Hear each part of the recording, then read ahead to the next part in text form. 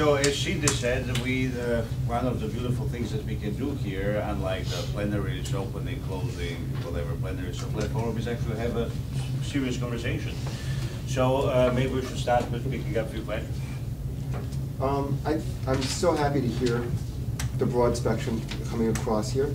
And the one thing that really stuck out to me was, where's the dialectic?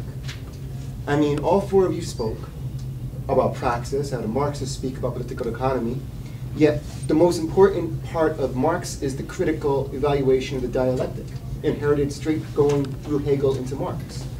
That's the basis of anarchism, practice, a reflective dialectic in which the subjective conditions are evaluated objectively so we can change the state and negate that state from ever existing.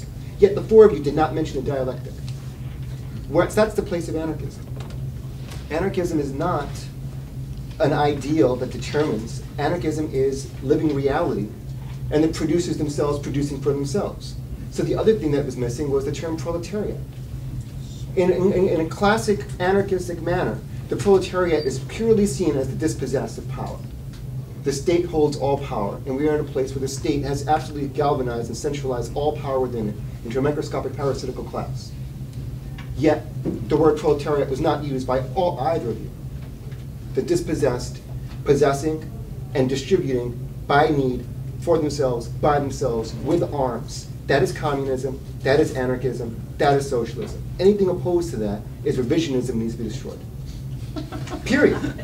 And I think we should really refocus on class struggle, which is the heart of anarchism. Malatesta would be rolling over in his grave right now, because that was what he fought for, that's what he lived for, that's what he died for, is class struggle, anarchism. And yet, Marxism and anarchists, no mention of class, no mention of dialectic. So if we're going to continue on the dialogue, let's really focus on that. Sure.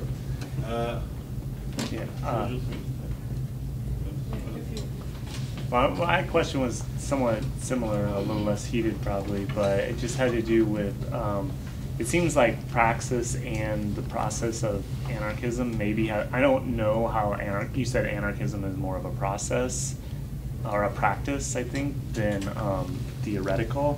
I was thinking the politics of it. I wasn't talking about anarchism, politics of anarchism. Okay, just because I was thinking here that maybe the praxis was a way in which they could kind of link up, because it seems like it's theoretically informed practices. And then maybe, I was just wondering if that's maybe why the Zapatista movement came up with so many original ideas, is because it was informed by their practices, and they took their revolutionary stance, and that's, arising out of that institution. So I don't know if that's a common ground or maybe something you guys could consider discussing. Okay. I want to bring up the issue of Venezuela, and I don't want to attack a straw man, so I don't mean to necessarily attribute an argument you guys didn't make, but especially the anarchists. But I do think you kind of sidestepped partially the issue of the acquisition of state power. I mean, the government in Venezuela, there was an element of a popular movement, but it was also just mass disaffection. People were largely, not entirely, but to a large extent, there was disorganization when the Chavez government came to power, right? And then within the last 10 years, there's been a massive improvement in all the social indicators for the poorest sectors of Venezuela. So you can, and at the same time, there hasn't been the full kind of efflorescence of horizontalism that you would like to see in your libertarian revolutionary process, right? But I think to sidestep that issue is to say, and I don't mean to say you guys are necessarily doing this, but to say that those types of reforms are insignificant, whereas those are exactly the types of things that the poorest people I would think need, because it's all very well to talk about regular politics, but it's also nice to have food on the table. Let's say three. These were three, right? Okay. So, the dialectics and proletariat, actually, I'm guilty of believing in both. As I said, I'm a wobbly, and this book has a title, Wobblies and Zapatistas.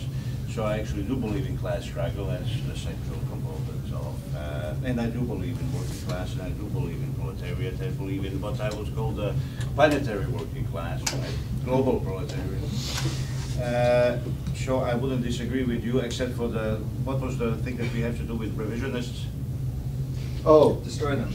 Destroy them. I would disagree with that. They're going to get in the way. I like what Cindy was saying about generosity, kindness. I mean, these are things that we do need to think about seriously. If you think about the history of the anti-authoritarian left, you see this apparently limitless capacity for self-destruction.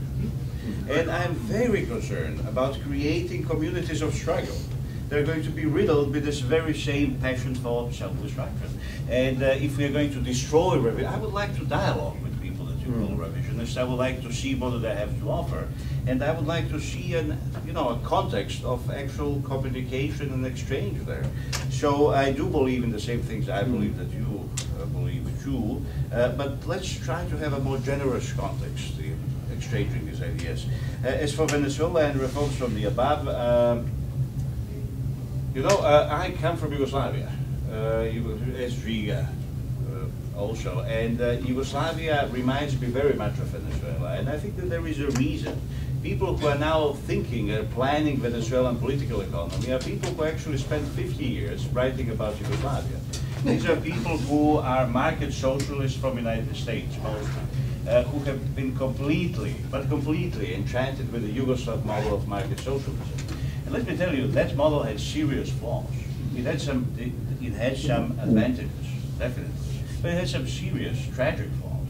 And we need to examine them carefully, and I do believe that there is a serious limit to encouraging, and I do believe that Chavez and the government of Venezuela is trying to encourage, in good faith, processes of transformation from below. But you cannot really do this from the above. You can, but there is a limit.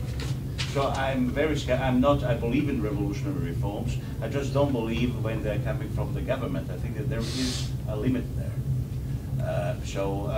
Coming from Yugoslavia, maybe tainted by this post-Yugoslav now experience, I see too much of Yugoslavia, of socialist Yugoslavia, in today's Bolivarian Venezuela. And that gives me both hope and concern. Maybe I should return back to Zapatistas. It is a very important chapter of social history, and important in this respect that it offers us new solutions, new ways of struggle, and new visions of a new society. They pursue their struggle not as something of excluding others, but rather a struggle for inclusion of everyone. So I'm very afraid of such a position, and also in this respect, I also must say that I do not agree with Andrej that we should build just on the notion of class. I think if we go to Did you say just though? Yeah, I said just. I said just. We don't need a petty bourgeoisie of bullets bunches. Okay. If you take an example of Zapatista La Otra Campaña, you can see, I was in Oaxaca during the uprising, and you could see artists, intellectuals, all those that you exclude because they're privileged, working together with those on the margins, coming from different classes, coming from different backgrounds, but struggling for a just society. And don't forget that they are not fighting for a one-dimensional vision of future. I don't have a vision, and I'm very afraid of those who have a clear-cut or blueprint for a new society. The Zapatista said we are fighting and planning a revolution to make a revolution possible. And they're fighting for a world to fit many worlds. So I could say that we should be very aware, and we should go beyond such clear-cut solutions with clear demarcation lines and so on and so forth.